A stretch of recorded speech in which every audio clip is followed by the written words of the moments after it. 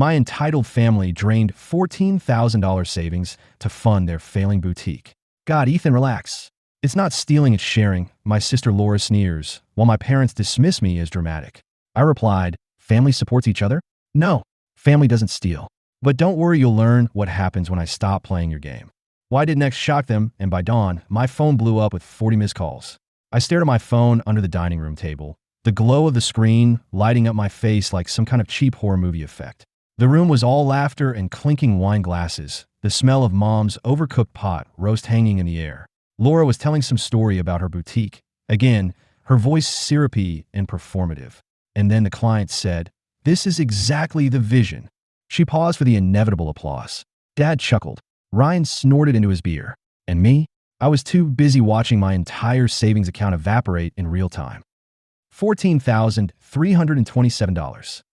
$14,327 gone. Laura, my voice cracked. Nobody heard me over the clatter of forks. I cleared my throat louder. Laura.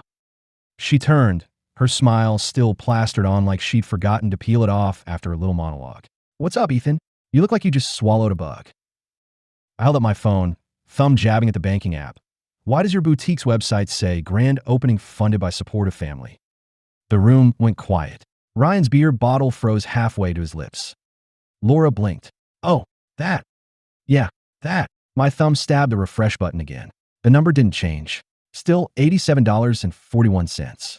You want to explain why my account's empty and your Instagram's bragging about a loan I never agreed to? Mom dropped her fork. It clattered against her plate. Ethan, sweetheart, let's not make a scene. A scene? I stood up so fast my chair screeched. You guys drained my savings. $14,000. You didn't even ask. Ryan leaned back, all lazy grin and raised eyebrows. Relax, man. It's not like we blew it on crack. It's an investment. You'll get it back when the boutique takes off. When it takes off? I barked out a laugh. You've been taking off for 3 years. Last month you were crying about rent. Laura's smile finally snapped. God, you're so negative. This is why you're still single, you know? Nobody wants to date someone who nickel and dimes their own family. I gaped at her. Nickel and? Laura, you stole from me. Dad sighed like I just kicked a puppy. Ethan, be reasonable. You live alone. No kids. What do you even need that money for? Maybe a house? Or an emergency fund? Or, I don't know, my actual life. My hands are shaking. I shoved them into my pockets so nobody could see. How do you even get in my account? Laura rolled her eyes. You left your password on the family computer last Christmas. Ethan rocks 123. Real creative. You hacked me? Hacked. Ryan snorted. Dude, you basically gift wrapped it. Maybe don't use your childhood email for banking. Mom reached for my arm. Sweetheart, we knew you'd understand. You've always been the stable one. Laura and Ryan, they're dreamers. They need your help. I yanked my arm back. So that's it? You just decided my money was yours. Laura crossed her arms. We're family. Family supports each other. You'd be nothing without us. Something inside me snapped. Quietly. Irrevocably. I grabbed my jacket off the back of the chair. You're right. I wouldn't be here without you. I zipped it up slowly, staring at each of them. Dad avoiding my eyes. Mom wringing her napkin. Ryan still smirking like this was all a game. But guess what? Now you're going to find out what happens when I'm not here. Laura rolled her eyes. Drama queen. I didn't answer. Just walked out, the screen door slamming behind me. The cold air hit my face like a slap. Good. I needed it. Ethan, wait. I turned. Marco, my oldest friend, more brother than Laura had ever been, jogged down the porch steps, his breath fogging in the November air. You okay? Do I look okay? He grimaced. Heard the whole thing through the window. They've been planning this for weeks, you know. Laura kept bragging about finally getting Ethan to invest. I kicked a pebble across the driveway. I'm such an idiot. Nah, you're just the only one who didn't grow up to be a leech. He hesitated. What are you going to do? I pulled out my phone, opened the banking app again. Still $87.41. Burn it all down. Back in my apartment, I didn't sleep. I drank cold coffee and dug through every statement, every email, every text from the last 3 years. And there it was, the pattern. $2,000 to LNR Boutique LLC last April. $1,500 in loans for their marketing budget in July. $4,000 for supplier deposits in September. All from my account. All without a single fucking text asking permission. But the kicker? The real masterpiece? I found the receipts. Not for fabric samples or rent. Oh no. $1,200 at a spa in Sedona. $800 at a steakhouse in Vegas. $3,000 for a weekend ski trip in Aspen. All charged to Laura's business account, the one I'd funded. I printed every page, laid them out on my kitchen table like evidence at a trial, which in a way it was. Then I called a lawyer. "You've got a case," she said after 20 minutes of silence, the only sound the shuffling of papers. "Forged signatures, unauthorized transfers, and that's just the financial stuff. The emotional manipulation? That's a bonus." I stare at the photo on my fridge, Laura and me as kids, grinning on a swing set. Back when she just stole my Oreos, not my future. "Do it," I said. The click of her pen sounded like a gun cocking. "I'll file first thing Monday." I hung up, poured the rest of the coffee down the sink, and sat there in the dark. The house always wins, right? But tonight I stacked the deck. The morning after the reunion, I woke up with my face plastered to a spreadsheet. The numbers had bled into my dreams. $1, 200 spa charges chasing me through a maze of bank statements. I peeled the paper off my cheek, coffee stained and crumpled, and stared at the red sharpest circles I'd drawn around every lie. My phone buzzed on the nightstand. Laura. Again. 4 times since sunrise. I let it go to voicemail, but she called right back, relentless. "What?" I finally snapped, pacing the apartment in yesterday's clothes. "We need to talk," she said, her voice tinny and strained. "You talked last night. You stole. I'm done." "It's not about the money." A pause. "Okay, fine, it's about the money. The boutique's website crashed. We need to relaunch, and the developer wants another deposit." I laughed, sharp and brittle. "Let me guess. You're asking for more." "It's an emergency." "Your emergencies are a subscription service." She sucked in a breath. "You're really going to do this? After everything we've done for you?" "What? Like the time you borrow my tuition refund to pay your credit card?" The words spilled out before I could stop them. Silence. Then quieter. "That was 10 years ago. And you never paid me back. You were living at home. You didn't need it." I gripped the phone tighter. I needed it to not drop out of community college, Laura. A memory flickered. Me at 19, handing her a check for $3,000, her squealing, "You're the best brother ever," before vanishing into a Sephora. Dad shrugged when I confronted him. "She's struggling. You're better with numbers." "Look," she said now, "all business, just help us this one last time. We'll pay you back double." "No." "Triple." "No." She hung up. The fridge was empty, so I ordered takeout, Thai, extra spicy because screw their judgment. As I waited, I dug through the filing cabinet I'd ignored for years. Dust flew up, bitter in my throat. There it was, the folder labeled family in Mom's loopy handwriting. Inside, a graveyard of guilt. Receipt from 2017, $5,000 to cover Ryan's DUI. He'll lose his job. Mom had pleaded. "You can't let him drown." I'd handed over the cash, and they'd toasted me at dinner like some kind of hero. Ryan bought a new PlayStation that weekend. Email from 2019, Mom's kitchen remodel. "The contractor needs half up front. You don't mind, right? We'll pay you back in the spring." Spring came and went, so did another $8,000. Text from Laura, 2021. "Zoe's school trip to DC is $2,000. You're a favorite uncle." 2 hearts I paid. Zoe sent me a selfie at the Lincoln Memorial. Laura posted it with the caption, "Grateful for family support." I tossed the folder aside, my chest tight. The doorbell rang. Food. I tipped the driver too much, just to feel something other than rage. Halfway through my drunken noodles, the lawyer called. "Found something," she said. "The transfers to the boutique, they weren't just electronic. You signed paperwork." "I didn't sign shit." "Exactly." She emailed me a PDF. There was a loan agreement dated 6 months ago, my signature scrawled at the bottom. Except I'd never seen this document. Ever. The signature was close. Good, even. But the E was wrong. I looped mine like a pretzel. This one was stiff, a knockoff. "They forged it," I whispered. "Yep," the lawyer said. "We can nail them for fraud. But you sure you wanna? They're still your family." I looked at the photo on my desk. Zoe at 8 years old, grinning in a Superman cape I'd bought her. Laura had mocked me for it. "She's a girl, Ethan. Get her a doll." Zoe didn't care. She'd worn that cape for months. "Do it," I said. That night, I dreamt of fire. Laura's boutique burning. Mannequins melting into puddles of plastic. Ryan laughing as he tossed my cash into flames. Mom and Dad roasting marshmallows. I woke up sweating, my phone blinking with a voicemail. Ethan, it's Mom. Please call me. Laura's not well. She hasn't slept in days. This stress isn't good for her. You know how fragile she is. I deleted it. Fragile, right? Laura was a bulldozer in a sundress. Always had been. When we were kids, she'd steal my Halloween candy, then cry to Dad when I tried to take it back. Ethan's being mean. He'd side with her every time. Share with your sister. Be the bigger person. I got up, made coffee, and opened my laptop. The lawyer's email stared back at me. Fraud complaint filed. Assets frozen.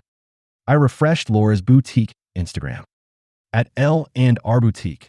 Closed for renovations. Big things coming soon. The comments were off. I smiled for the first time in days. Let it burn. The first text came at 6:03 a.m. Laura, call me. Now. I didn't. By 8 a.m., my inbox was a war zone. Mom, your sister is hysterical. The boutique's accounts are frozen. What did you do? Ryan, you're dead to me. Dad, this isn't how family handles things. I muted them all, threw my phone into the couch cushions, and cranked the shower hot enough to scorch my skin. Let them scream. Let them panic. Let them finally feel what it's like to drown. The lawyer called as I was buttoning my shirt. They've been served. Expect fireworks. Good. You might want to lay low today. Why? A pause. Ryan left you a voicemail. I played on speaker. You think you're smart, huh? Freezing our accounts? You're going to regret this. I know where you live, you selfish prick. Watch your back. I laughed. He's never even changed a tire. Still, the lawyer said, maybe stay with a friend tonight. I glanced at the baseball bat leaning by my front door, a gift from Marco after my apartment got broken in the last year. I'm good. They ambushed me at work. I was elbow deep in a spreadsheet when Laura stormed into the office, her heels clicking like gunfire. My coworker, Jess, shot me a what the hell look as Laura slammed her palms on my desk. Fix this. I leaned back. Security's gonna love you. The boutique is our livelihood. You can't just steal. I cut in. Funny, I could have sworn that was your move. Her face flushed. We're family. You don't sue family. You don't forge family signatures either, but here we are. She opened her mouth, but I stood, crowding her toward the door. Get out, Laura, before I call the cops and your bankruptcy lawyer. She left, but not before hissing, you'll pay for this. The family dinner summons came 2 hours later. Mom, we need to talk. Tonight, 7 p.m. No excuses. I almost didn't go, but part of me wanted to see their faces, the guilt, the rage, the unraveling. I brought Marco as backup. He waited in his truck outside, engine running. The house smelled like burnt garlic and tension. Dad sat stiffly at the head of the table, Mom fluttering around the kitchen like a trapped moth. Ryan slouched in his chair, scrolling through his phone. Laura's eyes were red raw, her mascara smudged. No one said grace. So, Dad began, stabbing a limp green bean. You've made your point. I didn't touch my food. What point? The lawsuit, the frozen accounts. You've humiliated us. I humiliated you. Laura slammed her fork down. Yes. Do you know how many clients called today? How many orders were canceled? We're a joke now. Should have thought about that before you committed fraud. Ryan's head snapped up. Fraud? You're the one who forged my signature. I tossed a copy of the loan agreement onto the table. That's a felony, Ryan. You could go to jail. Silence. Mom started crying. Ethan, please, we'll pay you back. Just drop this. With what money? I said coldly. You blew it all on ski trips and Wagyu beef. Laura froze. How did you? I have all the receipts. Every spa day, every steak dinner. Want to see? Dad stood, his chair screeching. Enough.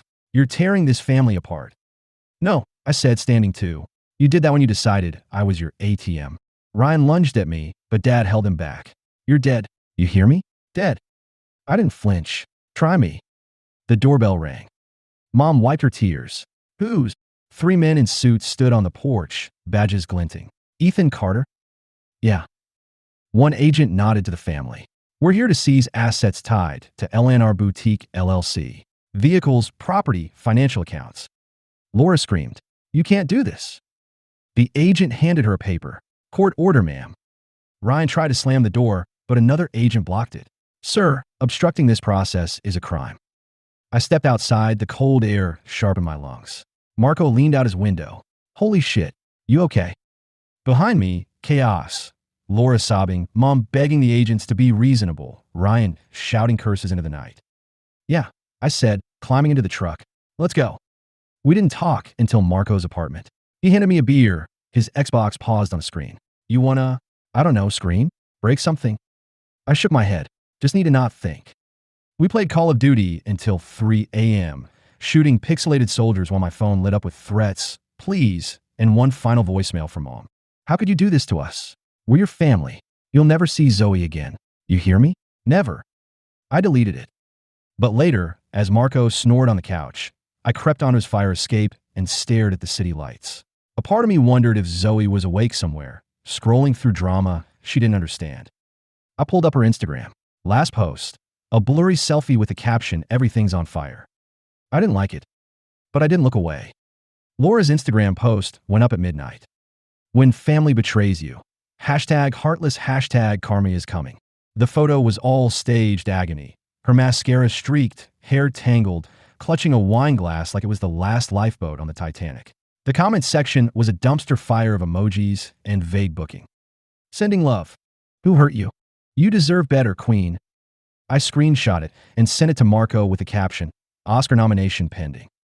He replied, she's going to need a better lighting crew. But the backlash wasn't just digital.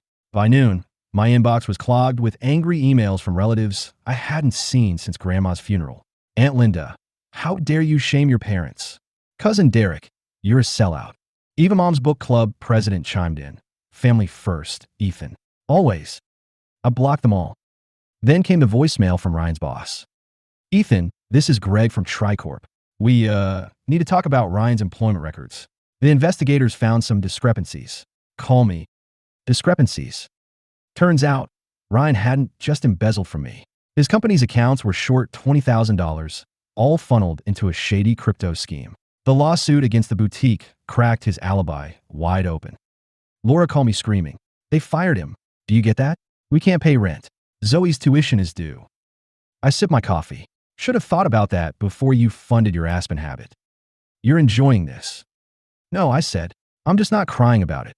Mom's email arrived 2 days later. Subject, please. Ethan, I'm writing this from the hospital. The stress has been too much. My blood pressure. The doctors say I need rest, but how can I rest while my children are at war? Your father hasn't slept in days. He sits in the garage, staring at the tools he'll never use again. The bank called. They're foreclosing on the house. Our house. The one you grew up in. Is this what you wanted? To leave us homeless? To destroy everything? We made mistakes, but we're family. Family forgives. Please, drop the lawsuit. Love, Mom. I read it 3 times. Then I Googled the hospital. No patient named Margaret Carter. Classic. I hit reply. Mom, if you're really in the hospital, send me a photo of your wristband. Ethan, she didn't. Zoe's email came on a Tuesday. Subject, don't tell Mom. Hey, Uncle Ethan, I know you hate us. I get it, but I need to tell you something. The boutique was never real. Mom lied. She used the money for vacations and stuff. She told Dad you'd never notice because you're too busy being a robot. I wanted to tell you at Christmas, but Mom said you'd blame me. I'm sorry. Zoe. Attached was a PDF, a screenshot of Laura's secret Venmo.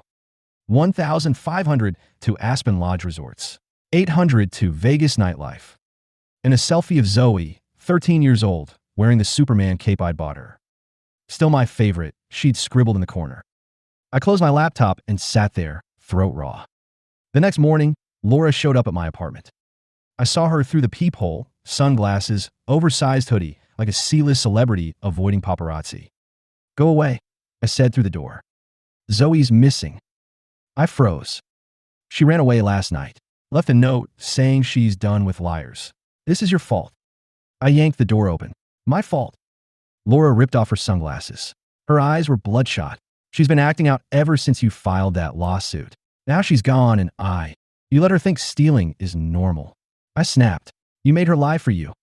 She's my daughter. You don't get to judge how I parent. Parent. I laughed. You're a scammer who pretends to be a mom. She slapped me. It stung, but I didn't move. Just stared at her, her chest heaving, her hand still raised like she might do it again. Find her, I said quietly. What? Zoe, find her, or I will. She left, sobbing into her phone. I didn't wait. Drove to all her old hideouts, the skate park, the 24-hour diner, the library where she used to camp out with graphic novels. Nothing. Finally, I texted her. Zoe, it's Ethan. Let me know you're safe. No questions. 3 dots bounced. Then, I'm fine. Where? Not telling, but thank for the cape. I exhaled, leaning against my car. Call your mom. She's freaking out. Not yet. Promise me you're safe. Promise. I sent her $100 via Cash App. For food. Don't waste it on your parents. She sent back a thumbs up. That night, the local news ran a segment on the boutique. Once a rising star in the local business scene, L&R Boutique LLC now faces multiple lawsuits and allegations of financial misconduct. Owner Laura Carter declined to comment. The camera cut to Laura shielding her face with a magazine, dodging reporters like a guilty A-lister. Marco whistled. She's made for reality TV. I muted the TV. Zoe ran away. Shit, you okay? No. He tossed me a beer. You did the right thing. Doesn't feel like it. It never does, he said. Not until later. I drank to that. At 2 a.m., my phone buzzed. Unknown number. It's Zoe. I'm at the bus station. Can you pick me up? I didn't wake Marco. Just grabbed my keys and drove. She was sitting on a bench, backpack at her feet, hood pulled up. Looked smaller than I remembered. Hey, Superman, I said. She didn't smile. I can't go home. I know. They're liars. I know. She picked at her nail polish. Can I stay with you? Just for a night? I thought about Laura's threats, the lawsuit, the grenade pin I'd pulled. Then I looked at Zoe, her cracked phone case, her fraying cape pin on her backpack. Yeah, I said. You can stay. She didn't thank me. Just hugged me, quick and fierce, before climbing into the car. Mom called as I pulled into my apartment lot. Where is she? Is she with you? I watched Zoe trudge upstairs, shoulders hunched. She's safe. Bring her back. Now. No. Ethan, I'm warning you. Or what? You'll steal more money? Forge another signature. She hung up. Zoe was sitting on my couch, staring at the photo of us at the beach. You kept this? Yeah. Mom said you threw all our stuff out. Mom lies. She nodded, silent. I tossed her a blanket. Get some sleep. Ethan. Yeah. Thanks for not lying. I didn't answer, just turned off the lights and let the quiet settle. I didn't tell Zoe about the eviction notice. Let her sleep while I packed boxes, the morning light slicing through the blinds. She crashed on my couch for a week, her phone buzzing nonstop with Laura's meltdowns. Tell me where you are. You're grounded for life. Zoe just rolled her eyes and muted her. You moving because of me? She asked one night, watching me label a box kitchen crap. Because of them, I said. This place has too many ghosts. She nodded like she understood. Maybe she did. The new apartment was 3 states away, a studio with a view of the harbor. No family photos on the walls. No folders labeled family. Just a framed pic of Zoe and me at the beach, her cape flapping in the wind. Laura's final voicemail played as I unloaded the truck. You stole my daughter. You ruined my life. I hope you're rot. I saved it. Not out of guilt. Out of proof. Zoe's letter arrived a month later, postmarked from a college town. Inside, a check for $500 and a note on lined notebook paper. Ethan, got a job at a coffee shop. Saving up. This is for the tablet you bought me in 7th grade. Mom said it was from her, but I found the receipt. Also, the rent you covered when Dad got sick. He was in Cancun. They're getting divorced. Mom blames you. Dad blames crypto. I blame both. I'm staying with a friend. Her mom lets me crash in exchange for tutoring her kid. It's not Aspen, but whatever. Thanks for not making me go back. P.S. Still have the cape. I cashed the check. Not because I needed the money, because she needed to give it. The boutique auction was a spectacle. Marco sent me the live stream link. Popcorn's ready, he texted. I watched on mute as strangers bid on Laura's inventory. Sequin dresses, faux fur coats, a neon girl boss sign she'd hung over the register. The final hammer price, $1,200. Less than the cost of her Sedona spa day. Laura wasn't there. Neither was Ryan. Mom called on my birthday. I let go to voicemail. Sweetheart, it's Mom. I just wanted to hear your voice. Dad's moved into a condo. The bank took the house. Laura's not well. She's talking about moving to Phoenix. Ryan's already there, some business opportunity. I miss you. I miss us. Can we talk? Please. I deleted it, then blocked her number. The nightmares stopped. Mostly. I still sometimes jolt awake, convinced I hear Laura's heels clicking down my hallway or Ryan's drunk laugh echoing in the stairwell. But then I remember, the locks are new. The security system beeps. The only family here is the spider plant Marco gave me as a housewarming gift. I named it Zoe. 6 months in, my boss offered me a promotion. "You've been focused," she said, leaning against my desk. "Like you got a fire under you." I shrugged, just not distracted anymore. She didn't ask, just handed me the new key card. Senior analyst. I texted Zoe a pic. "Nice. Does it come with a cape?" "Shut up," I replied. She sent back a gif of Superman. I found a cabin key while unpacking, the one from my aunt's lake house, rusty and tangled in an old keychain. On a whim, I drove up that weekend. The place was exactly how I remembered. Sagging porch, moss on the roof, the lake glinting through the pines. Aunt Gina's garden had gone wild, dandelions and ivy swallowing the fence. I sat on the dock, my feet in the water, and finally let myself breathe. Zoe showed up unannounced in July, her beat-up Honda sputtering into the driveway. "You're hard to find," she said, hauling a duffel bag out of the trunk. "You're stalking me," I said. "Duh, I'm half Carter." She stayed a week. We didn't talk about Laura or Ryan or the lawsuit. Just fished off the dock, burned pizza in the oven, and binged terrible horror movies. On her last night, she tossed me a crumpled flyer. Community College Arts Show, it read. Her name was bolded under featured artist. "You going?" I asked. "Maybe, if you are." I framed the flyer. The last email from Laura came in September. Subject, "You win." "Ethan, they dropped the charges. The lawyer said you lacked evidence." "Bullshit. You just quit." Zoe won't speak to me. The divorce drained what little money we had left. Ryan's in Phoenix selling Herbalife or some scam. I'm working a mall kiosk. Perfume samples. Minimum wage. "This what you wanted? To see me broken?" "Congrats. You did it." I didn't reply, just archived it under karma. Today, I'm on the dock again. Zoe's coming up for Thanksgiving. Marco's bringing a turkey he swears he won't burn. The spider plant is thriving. My phone buzzes, a news alert. Former local business owner Laura Carter arrested for shoplifting. I screenshot it, sent it to Zoe. She replies, "Classic. Bring popcorn tomorrow?" "Done," I type. The sun dips low, painting the lake gold. Somewhere, Laura's screaming at a bail bondsman. Ryan's peddling protein powder to retirees. Mom's probably rearranging Dad's condo, pretending it's a home. But here, there's no guilt, no spreadsheets, no forged signatures. Just the wind, the water, and the faintest echo of a cape flapping in the breeze.